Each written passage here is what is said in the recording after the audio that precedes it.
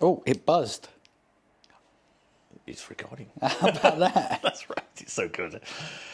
All right. So actually, let's not have the beer. Let's take away the beer. I think that might be Are we good down here? Yeah, that's good. All right. So let's start with an introduction. Tell me who you are, and just a very, very small how you want to describe yourself. Okay. My name is Joseph Loughborough. I'm an artist originally from Portsmouth. How would you describe your work? I'd say it's very figurative. My work is quite a figurative type of work. Oh no! It's begun. You know, I had this guy come around a little while back, and he did a similar sort of interview, and I froze at every question, and he did such a good job editing that it kind of like made whatever I said flow a little bit more. So hopefully you can do the same. So it's going to be a good few hours. No. Well, that's the idea, though, right? I mean, that's the idea of doing things like this, so you can sort of like cut bits out, and then have a little pottering around, and it just works. It's true. Yeah, it works, right? Well, let's hope it works. Yeah, it will. All right. Anyway, and speak to me. Don't worry about the camera. Yeah. I'll just riff on it. Okay. How would you describe your work? Okay. There's a lot of figures in it. There's a lot of characters, but they're also quite expressive and symbolic. So sometimes I don't want to have a direct narrative to a character. I quite like to sort of free flow the work and see what kind of images can be conjured using a human form as an armature. What do you mean by amateurs? Sorry. Armature is, I guess, sculptors use armatures a lot more as a metal structure that they can kind of put clay on top of, and it's like a strengthening form. So I guess that the idea of a human form is like an armature for me, that I can kind of put this hypothetical clay on top of and see what happens with the playing around of the clay afterwards, or the charcoal, which I would use. Do you often think in those terms? Because you sort of bringing sculpture in terms of your work there, but I look behind you and you've got the the paintings and stuff like that. Is that what you're thinking about when you do these pieces? Lots of different things, and it changes as I'm making the work. Can I just described. On this one, can you start with, I'm thinking about lots of different things? Okay. I'm thinking about lots of different things when I kind of make a piece of work. It changes throughout the process of the piece. So this piece behind, for example, started off as, it was going to be something to do with the ancient mariner that I was talking to you about before. And then it turned into a portrait of a friend of mine, or somebody who I used to work for when I was younger in the boatyards. But it wasn't an intentional thing. It just so happened that the face looked a little bit like him. And I'm making this face up as I go along. And then it gave the painting a whole new lease of life, in a certain sense, of narrative.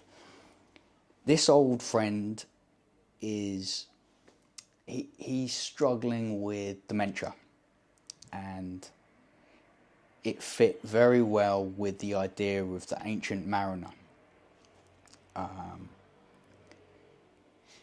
This is a long story if you want me to talk about the ancient mariner again, or shall we? Maybe give a potted version, perhaps, if that's possible. Is it possible to give a potted version? Okay, so The Ancient Mariner is a story about an old fella on a boat who shoots an albatross, which is a very bad thing to do in the sea world, and it brings a curse onto the boat that he's on. And the other seamen that he's working with basically have to they decide to punish the mariner by making him wear this dead bird. And there's a kind of allegory to guilt. I kind of like to put a bit of a Greek spin on it, with Sisyphus, and the fact that he has to carry this big weight up a hill over and over again. And I've completely lost where I was going, Stu. Oh, and then he had to wear the seagull. Yeah.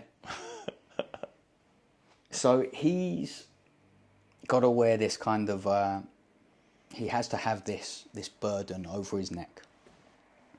And it made me think of my old friend who's suffering in the way that he's suffering. And I kind of thought, oh, well, I've lost it again. And then you incorporated it into the piece? Or the fragmented sort of nature? Yeah, I could write this up brilliantly, by the way. I've got everything for an article. How well did I tell you earlier? Yeah, it was great. It was fine, and the second that the camera's on... Yeah, but that always happens, though. It's like, literally always happens. It's like, it's a weird sort of like psychological barrier that hits up. Maybe I shouldn't have told you to put the beer down. No. You can edit that bit out. No. Okay, let's start again. So let's just do that question again. And we don't need to go into the sort of detail on this. I think let's just do it about the focus on the figurative and the how you might bring different elements into it. So, how would you describe your work? I would describe my work as very figurative work. The human form, I've always believed to be a great, inspiring armature to begin work from. And what is it about the human form that you enjoy so much in terms of painting? What inspires you about that? It's something that I'm very familiar with, and in that sense I don't actually have to think too much about it, so I can let a kind of an expression take place. And for you, what is an expression? This is the enjoyable part of a lot of artwork is when you get into a nice kind of flow. Chaos begins, and it can give a piece of artwork a life of its own without even having to think about it. And having human form just to begin this flow, to see what chaotic things can happen, is a very stable thing for me. Does it always start with a human form then? Not necessarily. How would you normally begin a piece of a work? Well, the sketchbook is always an important part of the process. So I can be sketching people, ideas from my head. Sometimes I can even make scribbles and then start to pull figures from those scribbles, from those super sort of loose marks. And then once something's down in a sketchbook, I can either use that as a starting point for a large piece of work, or I can just go straight in on the page or whatever piece that I'm deciding to work on, just straight out. So it depends on the date. And so the sketchbooks, because I'm in your studio at the moment, and there's a voluminous amount of sketchbooks dating back to 1999 or less. When you're sitting in the space that you're sitting and you're starting to do the sketchbook, what are you thinking about, and how are those ideas coming to you? It could be a different thing for a different date. There's no specific, I'm going to do this to begin a piece of work. It could be that somebody has interested me and I want to draw them. I could be automatic drawing, like I was talking about earlier. It could be that I've been reading a poem, for instance. I was telling you also about the Coleridge poem that opens doors of possibilities for me. So is there often a route then? So you've seen something, you've read something, maybe you've watched something, and then that triggers an idea. How does that work? All of these things are catalysts. So it just helps me begin a piece of work. And then once something is rolling, it takes on a life of its own. I can pull different ideas in, different cultural references, and then, yeah, I just see what happens. It just merges together. Yeah. It just flows. But sometimes it's the opposite. Sometimes I can be like, right, no, I've got a narrative that I want to explore, and I kind of find myself trying to work within these perimeters. You mentioned flow before. So can you tell me what flow looks like for you? Flow.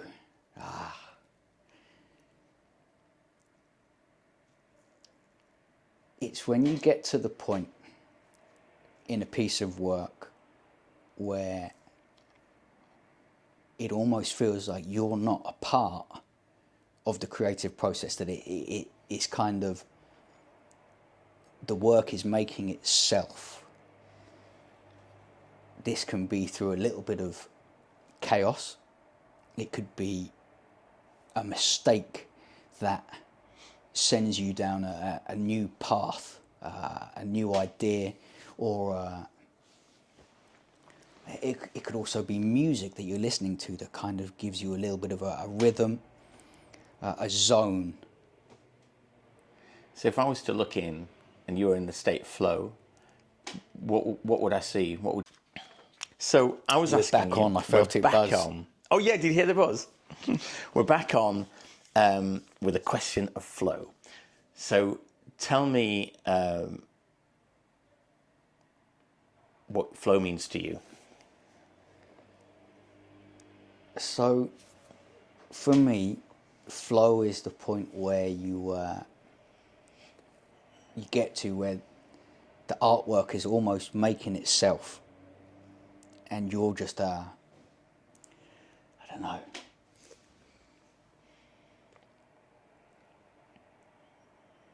You're a machine that is. What's the word I'm looking for? I'm thinking about it too much. Yeah, just say, be the machine. What emerges? The thing is, before that, you're probably in flow. That was the ironic thing. Again. Let's. Where was I? Okay. So, for me, flow is where the artwork is almost at the point where it's making itself, and I'm not thinking about it too much. Chaos is happening, music is happening, chance is happening, and all of these different things go into the road that I take to make a piece of artwork. It's funny, you asked a question earlier, and it was like, oh, what is your work about? And it's such a hard question to answer, because my work isn't really about anything. It changes so much from day to day that I can't say that it would be one thing.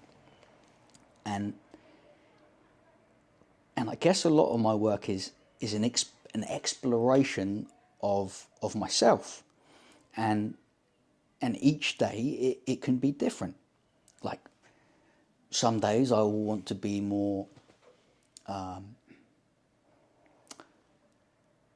cleaner, more technical. I will want to see what I can achieve with a technicality of painting, or a flatness, or a geometry. And then some days I don't want to have any constraints at all, and I don't want to even think about what I'm going to make, and I just want to scribble and really enjoy a very simple action of pulling something out of absolutely nothing.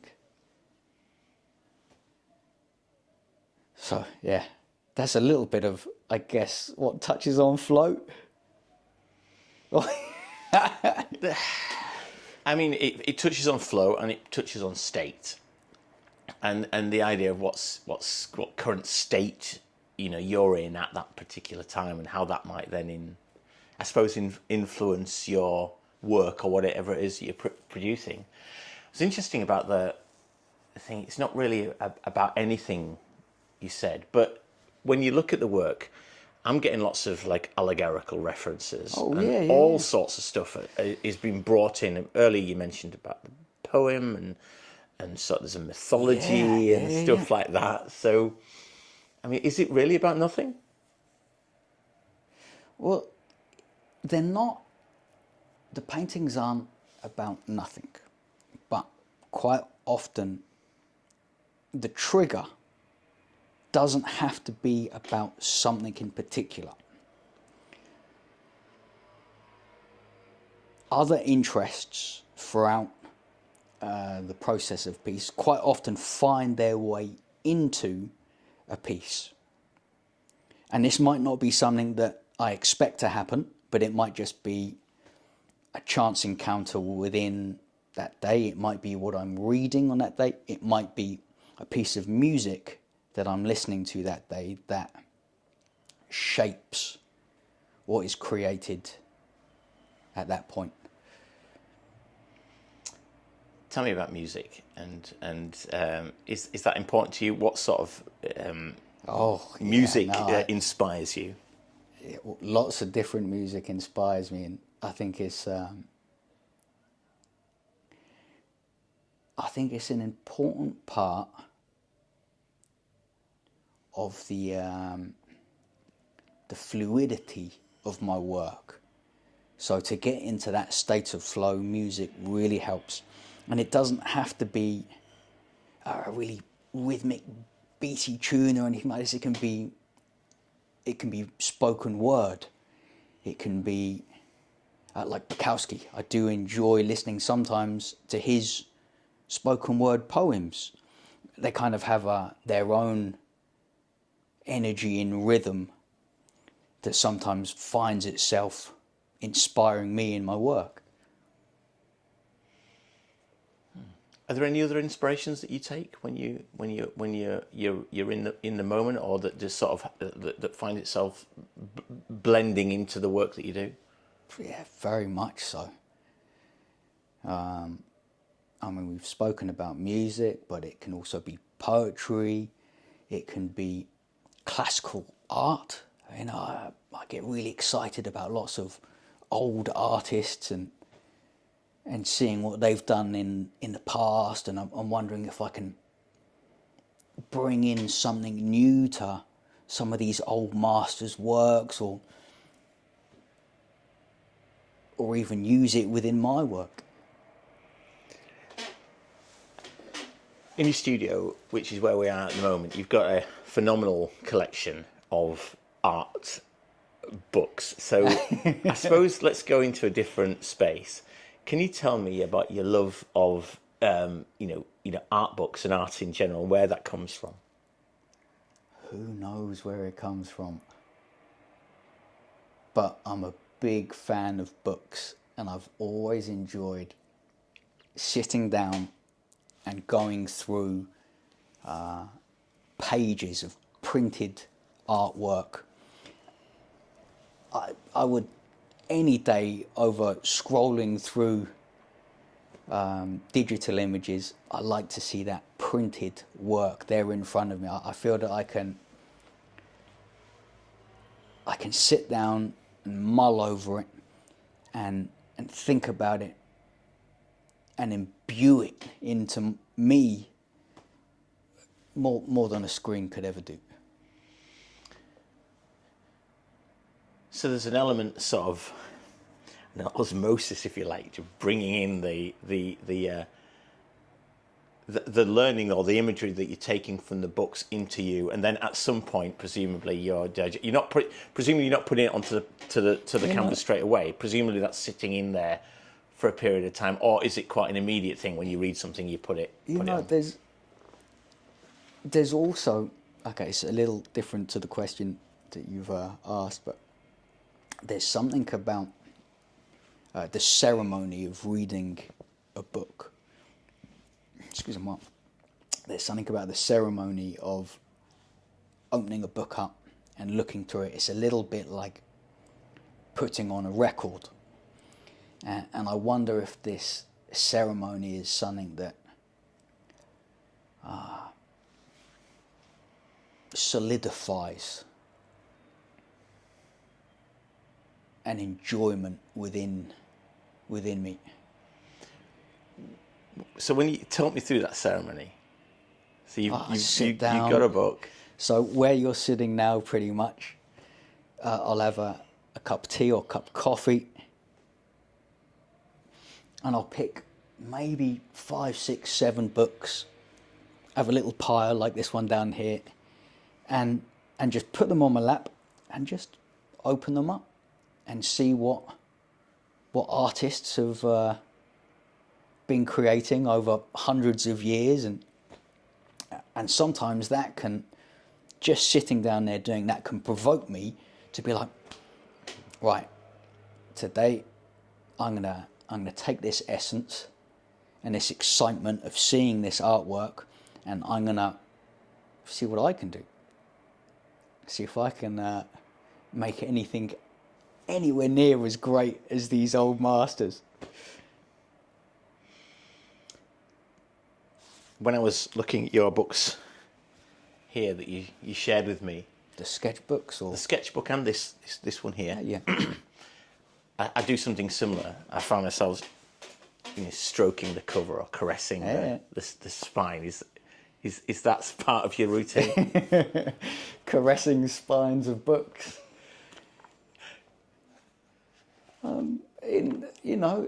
Not a far off, Stu. I can see what you're saying. There is a fetishized element to it, for sure. It's just like an appreciation, isn't it, I suppose? Yeah. You're looking at something, you think, this is quite special, what I'm looking at here, and you just sort of, and there's a tactile response to a book, isn't there? Yeah. You think, why am I having that tactile response? Is it because of the cover, or is it because of what I know that's going to be in that space?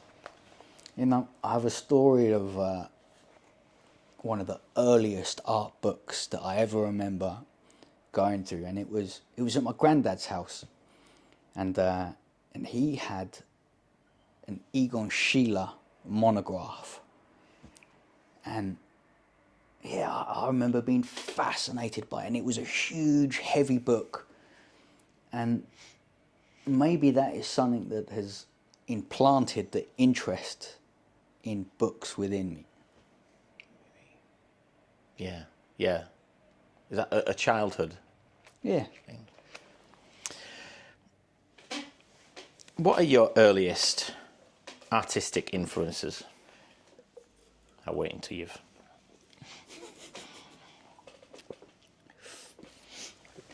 So, my earliest childhood artistic influences. Well, from the story of the book, Egon Schiele.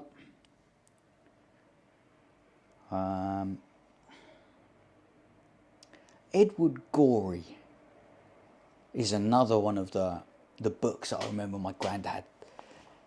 Another one of the books that my granddad had. Edward Gorey is, I think he's a a Canadian artist, I'm not entirely sure. And he makes these small kind of cartoons, black and white drawings, very morbid drawings, very dark. And I think they might have influenced quite a bit of my work over the years as well. So tell me about young Joe and your...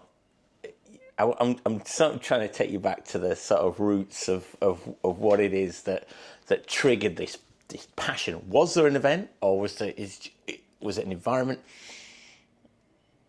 Is there something you could hold on to that says, actually, that's the root of what I do? I don't think that you can say ever that there is one specific route. I think that there are so many incremental experiences that add to the grand influences of an artist. But in terms of myself being young and art,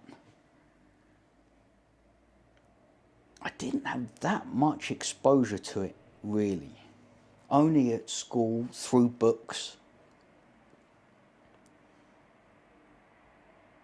I think it's something that I pursued far more in my teens and early teens. What made you pursue it?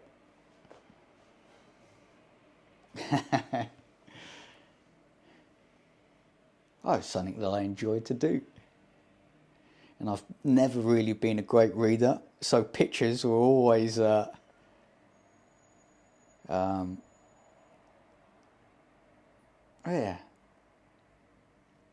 easy for me to access. You say you've never been a great reader, but you've got so many books here. Picture books, all of them. How have your influences changed over the years, would you say?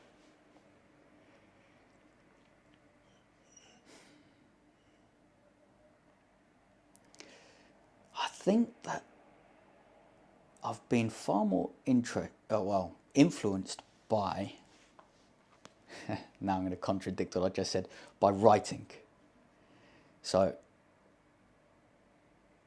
poems. Would you mind just saying that again? Just saying, I've been far more influenced by writing. Yeah.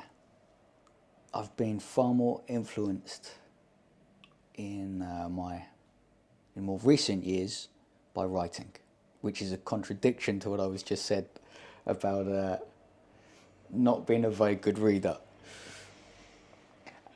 So just say again.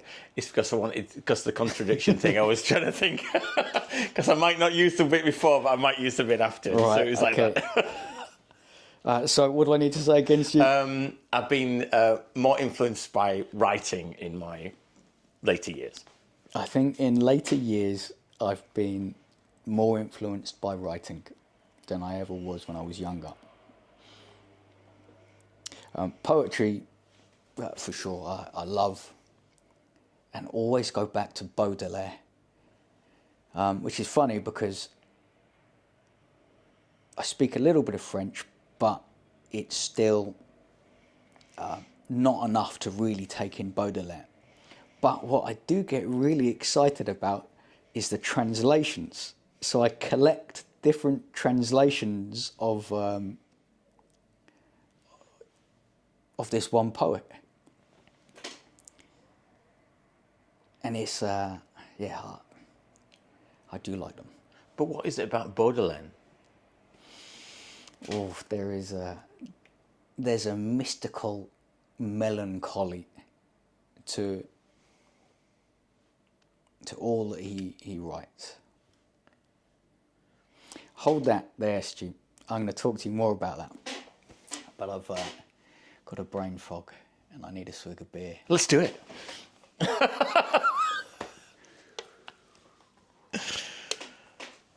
I'm going to have to read up about Baudelaire, I tell you, because I've read him a few times now. He sounds really interesting.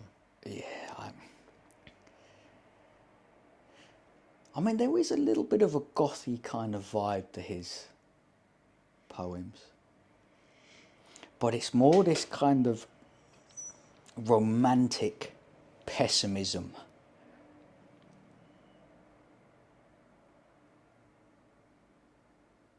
Yeah. Enough of that. Okay, yeah. That's really interesting. Okay, let's go back to your work. So, 1999 to 2025, I suppose. How's your work developed over the years?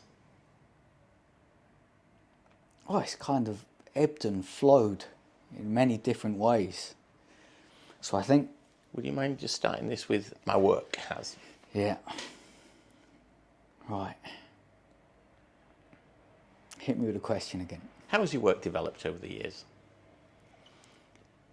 So I think my work has developed over the years in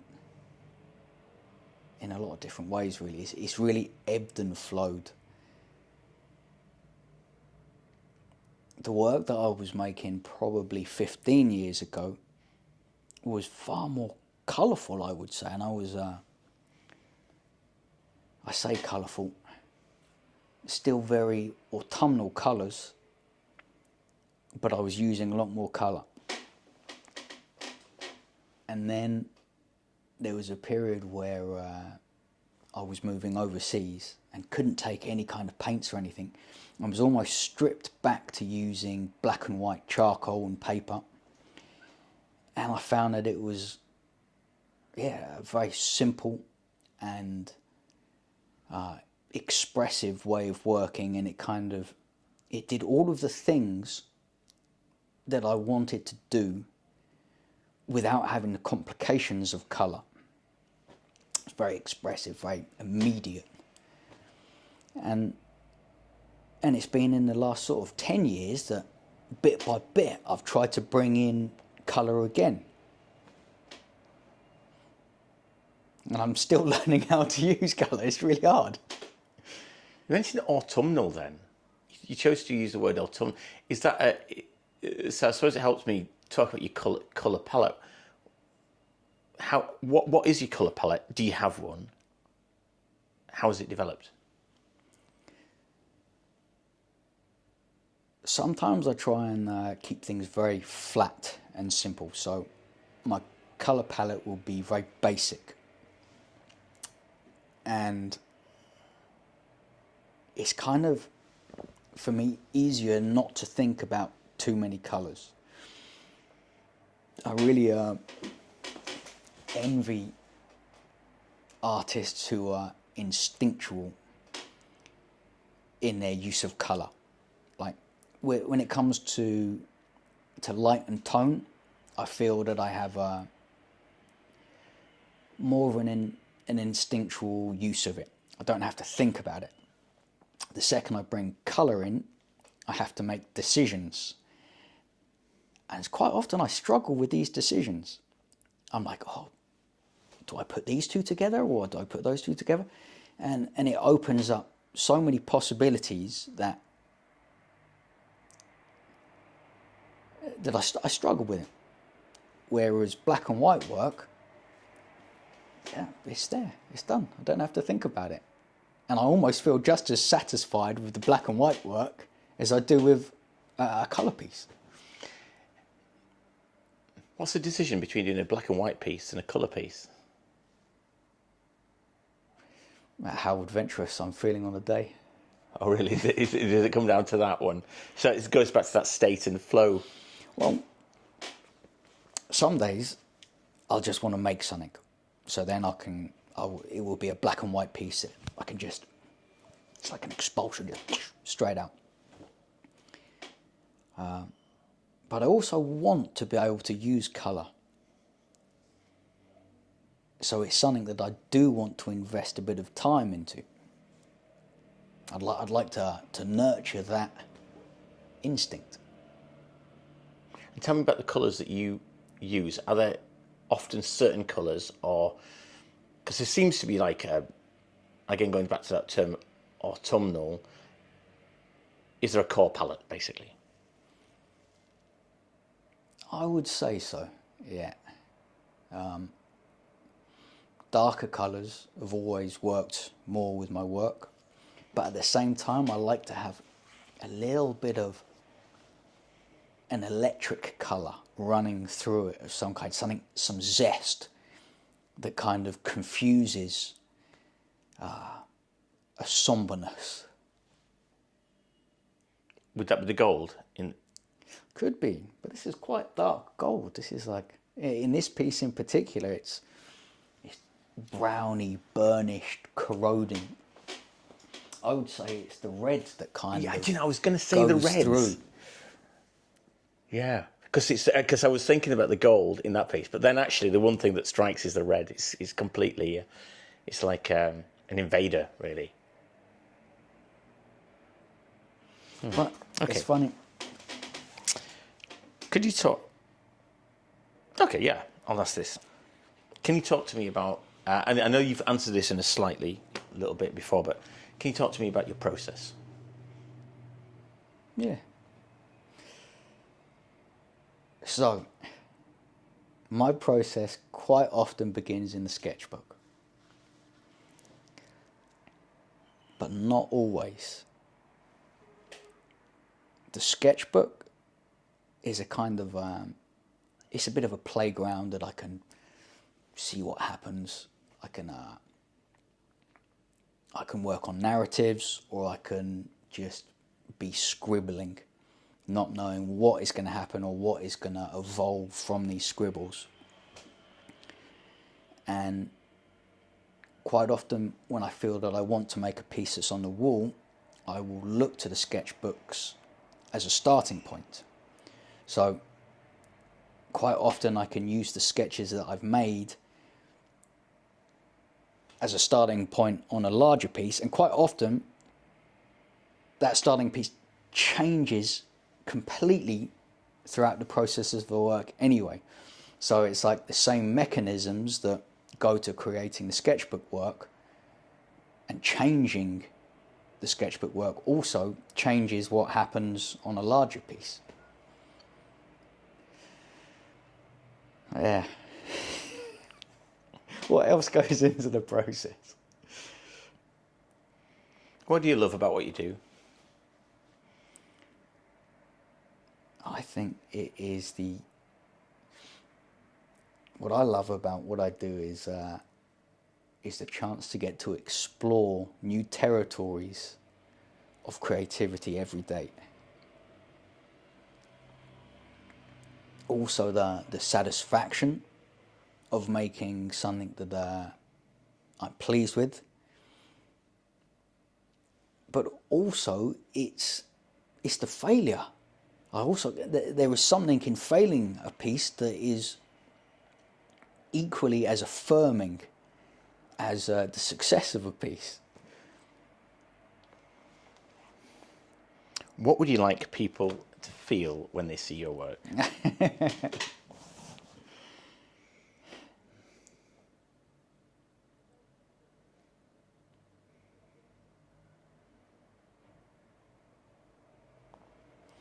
That's a good question.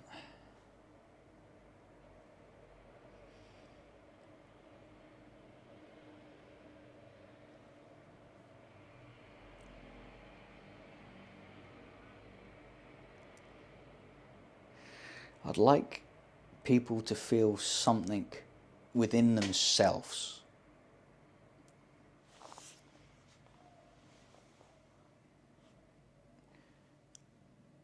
I don't want there to be a superficial satisfaction of an image. I would like there to be something more intrinsic to a person's experience of the work. Something like that, for example. Yeah, the one that's behind you. There's obviously an emotional reaction you can get when you see that piece, but they're not necessarily going to know the story behind it. It's true. Do they need to? Or is No, I don't think so. I think that you can always read your own ideas into a piece of artwork, and I think it's really good, and it's a really important part of enjoying and getting something out of artwork, is to be able to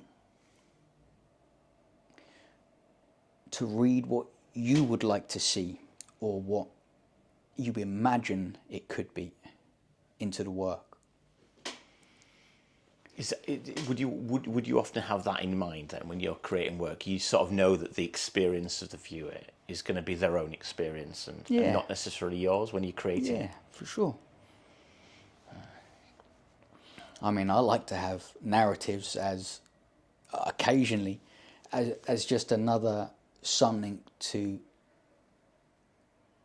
possibly stir a viewer's imagination, or send them on their own path of interpretation. Thanks, Joe. I think we'll leave it there. Okay. Nice. Cheers, Stu.